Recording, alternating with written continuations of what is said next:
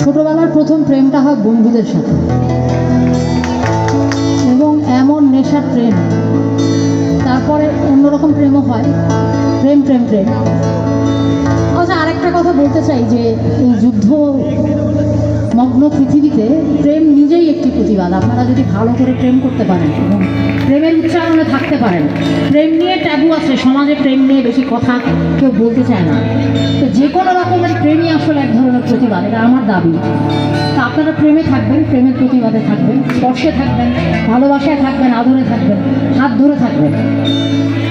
আর আমার ছোটবেলার বন্ধু ঝগড়া করে হারিয়ে গেছিল, তখন একটা বিচ্ছেদ হয়েছিল, অনেক কষ্ট হয়েছিল, বুঝিনি যে আবার কখনো দেখা হবে। তো এই যে বন্ধুর সঙ্গে যে বিচ্ছেদটা হলো, তখন একটা গান গেয়েছিলাম, গান বানিয়েছিলাম।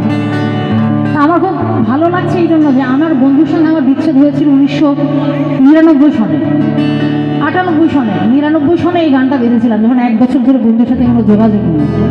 আজকে আপনারা আপনাদের বন্ধুদের কথা ভেবে আমাকে যে এই গানটা গাইতে বলেন, সেটার জন্য আমি বন্ধুদেরকে আদর জানাই, ভালোবাসা জানাই, সালাম জানাই। Thank you.